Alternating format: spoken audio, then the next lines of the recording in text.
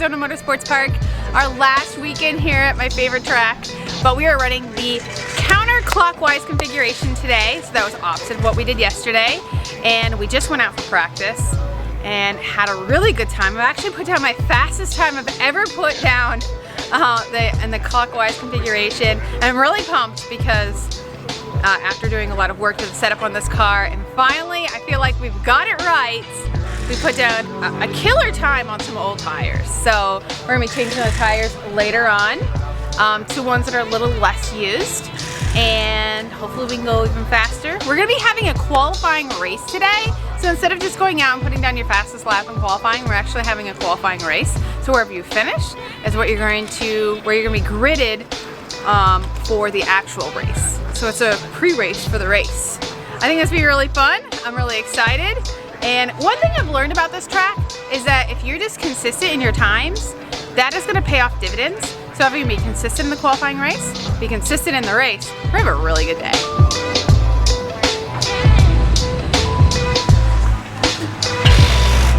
I only got like maybe 3 laps.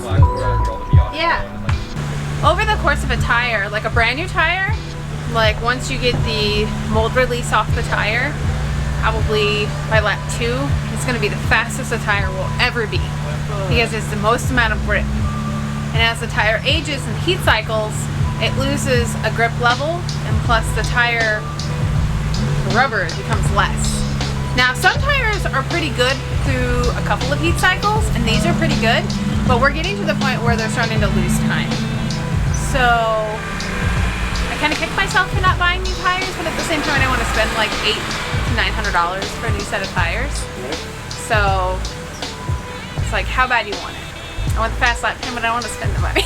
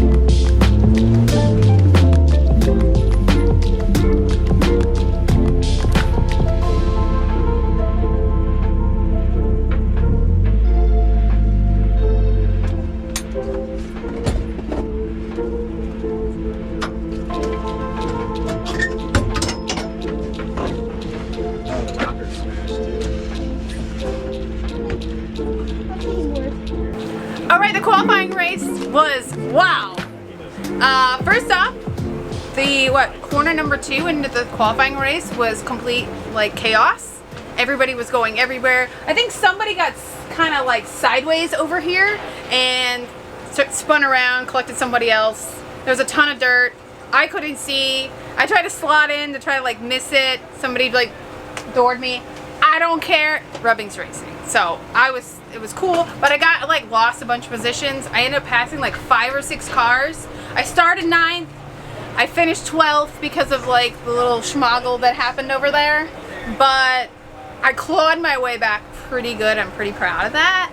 So even though we're starting 12th, a little bit farther back than I wanted, it's okay. I think that we can make up some ground. Hopefully there's some of the people that are a little bit further ahead of me maybe have more pace than them. Maybe. And maybe in the race we can get those positions back and have another top 10 finish. But just took a look at the car and my rotor's cracked. So we're going to be fixing that. There's an AutoZone down the street. I'm going to go pick up a rotor, come back, replace the rotor.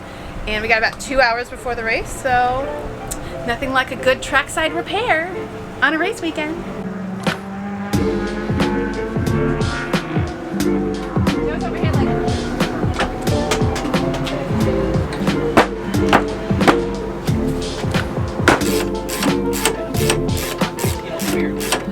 I've never replaced any brakes on this car, so I was always told Miatas didn't need brakes, so I was unaware that I should, you know, I might need to do them. All right, this is our crack in our rotor. Probably, I mean, it could have made it in the race, but we got several of them. I don't know, it's a little crack. Probably not worth it, so.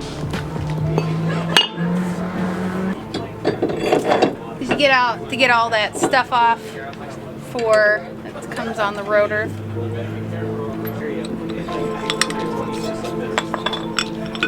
First time I've ever seen him just shut down.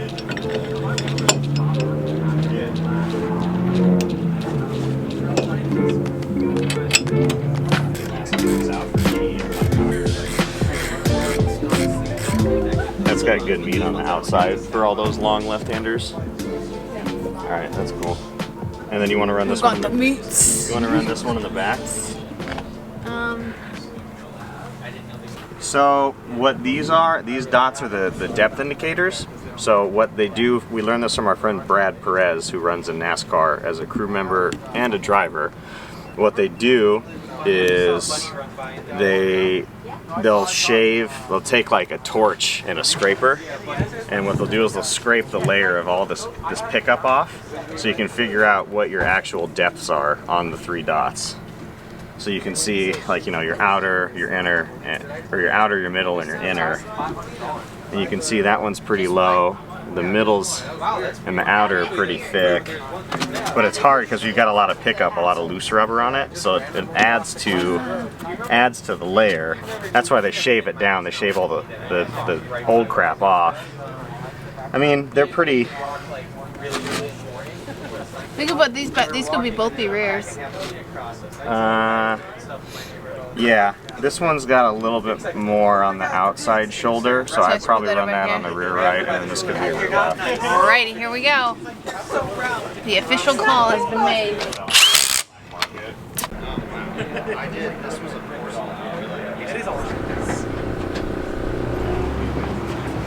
I like to have snacks in my car. So, here we go. Anyway, race, 35 minutes long. Shutting P12. P12, I think I can make up some positions. Follow along. Have fun. Alright, good time. And, yeah, that's pretty much it. See if I can. You've got good pace today. Yep, I got better tires. Changed them out. And we're good. It's gonna be warm. It's gonna be real warm. Classic.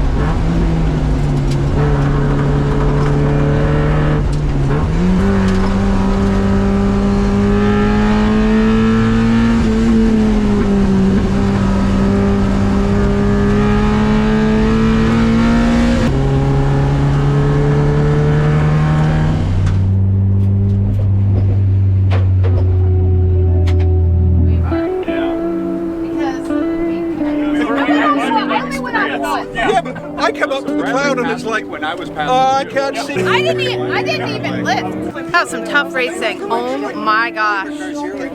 Oh my gosh.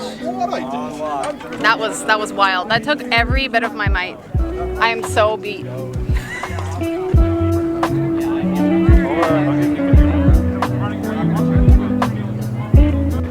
We started 11th.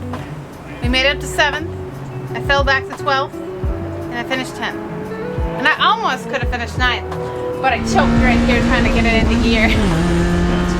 And I think he did too. Running it down the straight? Yeah, well, we both kind of, I went to like shift and there, but I was like, whatever.